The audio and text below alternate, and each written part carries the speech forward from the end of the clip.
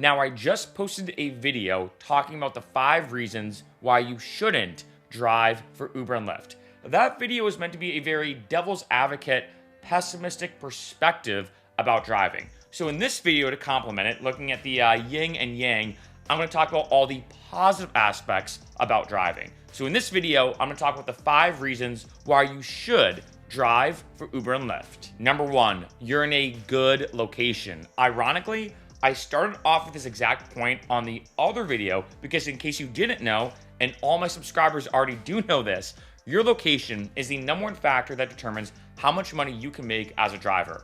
I've mentioned this in probably over half of my videos because it really is a big factor. And on both sides of the coin, if let's say you live in a really bad area to drive, you shouldn't drive. It's just not really worth the time. However, if you live in a good area to drive, it is 100% worth it. As you can see from this infographic, your location really has a massive effect on your average hourly rate, whether you can make a good amount of money per hour or a bad amount of money per hour. And especially on this channel, as you can imagine, YouTube, a lot of good, a lot of bad. One of the most interesting parts about YouTube is, of course, the classic YouTube comments. And it's very interesting making, at this point, hundreds of videos about Uber and Lyft, because I'll see some people saying, hey, Mark, I'm not gonna lie, I hate Lyft and Uber. I never want to drive for them ever again. They're making their drivers slaves, basically all this negative stuff. But then another person will comment and say, hey, Mark, I love driving for Lyft and Uber. I'm making great money. You know, I have my own schedule, all these kind of benefits that we all know. And what's interesting and what's kind of tricky as well is they're both right. They're both right. And when you do a meta-analysis, the main reason why people hate driving for Lyft and Uber and love driving for Lyft and Uber is the location. If you live in a good area, you can have a very, very high hourly rate. Sometimes I've heard of some drivers making on average 30 to 40 an hour. That's pretty ridiculous. But then on the other end, there's other pretty bad locations where your average hourly rate might be $10 to $15 an hour. Sometimes, depending on the area, even less than that. Your location really is the biggest factor. Number 2, the flexibility. This to me, I think for pretty much everybody, is honestly the number 1 reason why you do get into driving. It's completely flexible. And I do want to say as a side note, I have had people say, hey, Mark, I want to drive, but you know, my schedule is just so crazy. I don't know if I can tell Uber and Lyft when I can drive. And I'm like, no. You can turn on the app with no warning to them whenever you want. You can turn it off with no warning to them whenever you want. Of course, if someone's in your car, you can't just stop driving, right? You do have to finish off your last ride, but it's kind of convenient that, like, say if you're like, oh, wow, I have a 2-hour window right now that I didn't really expect. I have nothing to do. Why not just go out and drive? There's something, and I know this is gonna sound ridiculous. It's gonna sound like I'm making this up, but I know other drivers have said they feel the exact same. It becomes oddly addictive. I know that sounds weird. I know that sounds weird, like I'm exaggerating, but there's something about it that you start to look at your time a bit differently because let's say you're like, all right, I have 3 hours to kill. Yeah, I could watch Netflix, could watch some TV, maybe play some video games or whatever. Or I could just turn on the app like that, start driving, make money, and then come back and start doing work or whatever.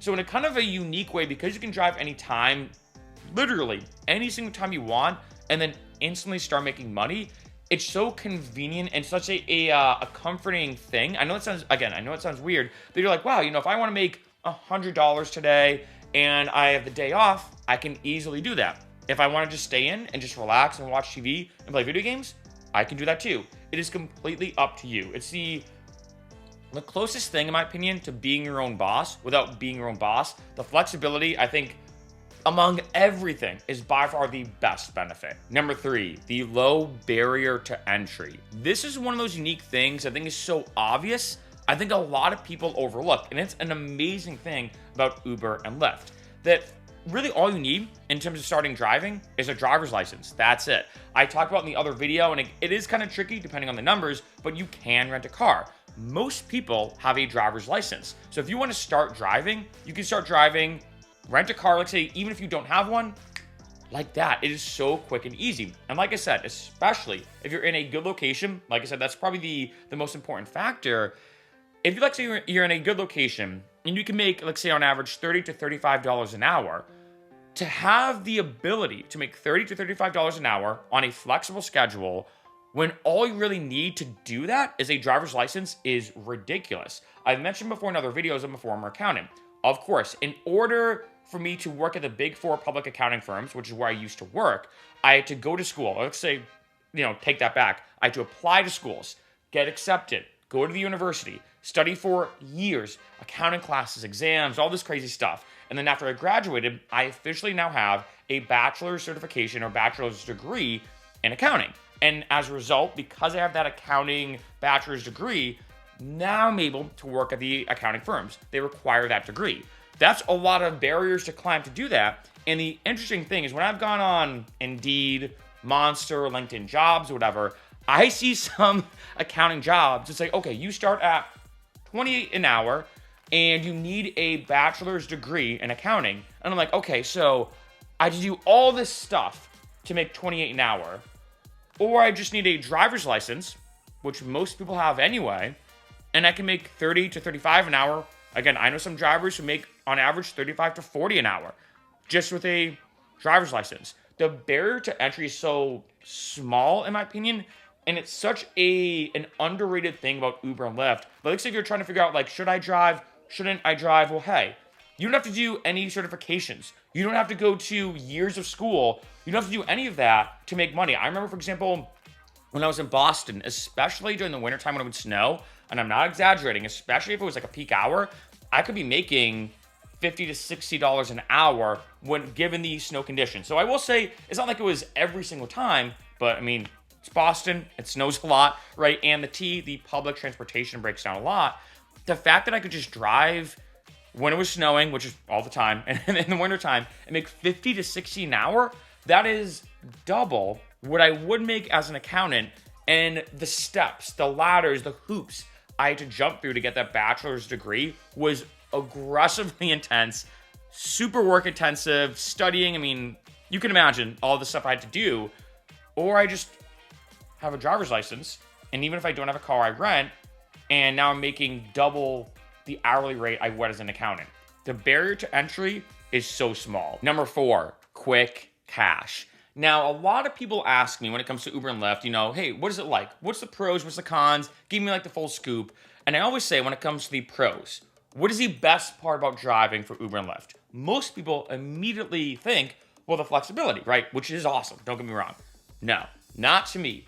The best part about Uber and Lyft is instant cash outs. I don't know why this is not talked about more. Because if you talk to a lot of people, most people know, like, yeah, the Uber and Lyft drivers, they make their own schedule. That's pretty cool. Most people know that. But very few people who don't drive don't know that you can instantly cash out your earnings. And there are so many amazing benefits to this. I'm going to be honest, I can't think of any other job that you can go out, start making $20, $25, $30 an hour, $35 an hour, depending on your location, and just do that consistently, and then instantly cash out, and now that money is instantly in your bank account. So what that means is, like saying, again, we've all been there. Like say you're like, oh shoot, I got to pay this bill. It's due tomorrow. I need $150. You go out and drive, you hit a button, and boom, it's now instantly in your bank account. They do charge a fee. It's like 50 cents or $1 or something to instantly cash out. So it's not like it's a 30% fee or something ridiculous. It's literally, I think with Lyft, and sometimes they change it here and there, but with Lyft, last time I checked, it was literally like 50 cents to just instantly cash out. That is ridiculous that for 2 quarters, I can now have all my earnings immediately in my bank account, and I can use it for whatever I want.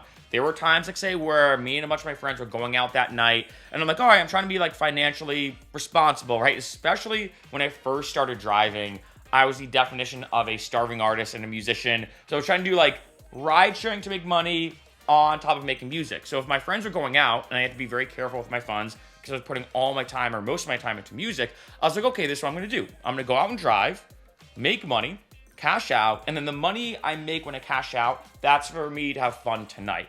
When it first kind of came about, it was Lyft that had instant cash outs first, in case you don't know. Now you can cash out pretty much almost any amount. Back in the day, though, you had to make over $50. So my thing was like, okay, I'm going to go out. Once I hit 50, cash out. That's my money for drinks at the bar. If I want to, ironically, get a Lyft and Uber with my friends to go out, But the instant cash outs just so convenient. And in addition, when you pair the fact that in a unique way, and I think, again, another thing a lot of people don't think about, you do also have, in a sense, unlimited hours. Now, there is a limit on how much you can actually specifically drive. It depends on the area, but it's something like 12 hours a day. That's a lot of hours. We've all been there as well. And I know people who've come to me, when I used to bartend, saying, oh man, I want to bartend more or bar back more or do whatever I can. I just need the hours. I need to make money. I need to pay off bills. I have debt, whatever. And they weren't able to get those hours. With Uber and Lyft, you never have to worry about, quote unquote, not getting those hours. So the fact that I can go out anytime I want with the flexibility, drive as much as I want for the most part, really, where I don't have to worry about, oh shoot, is Lyft and Uber going to say I can't drive today because they can't give me the hours, whatever? No, you never have to worry about that. Drive as much as I want, get that money, and like say I want to use it for bills, like say I'm going on vacation, like say I'm going out with friends, like say I want to save up money and buy some piece of DJ equipment that's $200. Well, hey, okay, I'm just going to go out and drive, make $200, cash out, so now in my bank account, I go to Guitar Center, buy that piece of equipment. It's awesome. Number 5, fast hours. This is something I really didn't expect when I first started driving. In case you didn't know, I'm not sure if I've ever said this on any video. My cousin was the one who got me into Lyft. I started with Lyft, and he said, hey, Mark, I just feel like with what you do, Lyft and Uber is perfect. Like, you make your own hours, blah, blah, blah, all these benefits I've talked about. And one thing he mentioned to me that I completely agree with now after obviously driving for a while is he said the hours fly by. He's like, I've never had a job where the hours really fly by that much. However, it's super exhausting, which I do agree with too. As you can imagine, let's say you drive for even 3 or 4 hours. I mean, as we all know, doing a 3 or 4 hour road trip can be kind of tiring. But in addition, when you're driving, like say, in a city, which most drivers do because that's where you make the most money, you're dealing with city driving, dealing with people, if you're bouncing around. It is pretty exhausting, I will say that. However, one huge benefit is just the hours fly by, again, faster than any job I've ever done. I don't know what it is. Like, I have a couple theories, honestly, but I'd say on average, this is what I say to most people, you're looking at doing, typically, on average, 2 rides an hour. It can be anywhere from 1 to 3, maybe 4 if it's like a really quick, short trips. But I say 2-ish an hour, I think is what you're looking at. So if you think about it, like say you start that hour at 7 a.m., like say you're doing the morning commutes. Well, you drive to you get a ride, for example, to start. You drive to somebody's house, you pick them up, you drive them to their place, you drop them off. You then go to the next spot, pick somebody up, drop them off. After you've done that, that's already 1 hour just gone. So you do that, like say, for 2 hours, like say you do the morning commutes, which is the peak hours. In case you don't know, the best times to drive for Uber and Lyft are morning commutes, 7 to 9 a.m., evening commutes, 5 to 7 p.m., Friday and Saturday nights. So like you do the morning commuting hours, 2 hours, 7 to 9 a.m., you're looking about 4-ish rides. There's only 4 times you have to go to someone's place, pick them up, drop them off. You do that 4 more times, that's 2 hours gone. I don't know what it is, but one huge benefit about Uber and Lyft, even like say there were days, and honestly, let's be honest, we've all been there, where you wake up, you're like, I don't feel like working or going out or whatever. I know that the second I get in my car and just start working, in a sense, or start driving, it's going to fly by like that. It's honestly, the hours fly by way quicker than you think. And now, a bonus point of why you should drive for Uber and Lyft is the social aspect. Now, on that other video, talking about why you shouldn't drive for Uber and Lyft, I will say this, I'll post it in the description below so you can see both sides. My bonus point on that video, sorry to spoil it, was delivery driving. And I'm not gonna lie, I did delivery driving. I hated it. I just hated the fact of like driving to the restaurant, throwing on my hazards, running in, hoping I got the right food, making sure it didn't spill when I brought it in my car, making sure it wasn't cold. Because even if it wasn't my fault that it's cold and I'm getting it there as quick as possible, it still is my fault, as we all know. I don't like delivery driving. And one of the biggest reasons as well is the social aspect. I do love actually having people in my car, talking to them, having conversations, getting to know them. I've made connections as well. Just the whole socialness, so to speak, is awesome for me. However, I do know a lot of people feel the exact opposite, right? It's a very bittersweet thing. It really depends upon the person. That's why, like I said in that prior video about why you shouldn't drive, I did mention delivery driving because, hey, you don't really have to worry about talking to people in your car. If, like, say, you just want to blast music or blast a podcast, you can easily do that. You can kind of be in your own element, so to speak. For me, though, one of the best benefits of Uber and Lyft is the social aspect. And obviously, you may be wondering, like, well, Mark, you got to get some weird people, right? I gotta say, I've really only ever had one person be difficult to deal with. Now, granted, I may have gotten a very good roll of the dice when it comes to the drives I've done. So I will say that. But typically, most people are pretty nice. In addition, I will say this, because I have had some drivers say, hey, Mark, I do want to drive. I just, I don't feel like I want to talk to people or whatnot. Like, is that okay? I feel like in this day and age, if let's say you pick somebody up, obviously you can feel them out in terms of do they want to talk or not. Obviously, you can quickly judge, I think, rather quickly based off the person. Because if they don't want to talk, they just go right down to the phone. If they do want to talk, I find they're usually more looking towards your direction. They're more like, oh, so how's your day going? That kind of thing.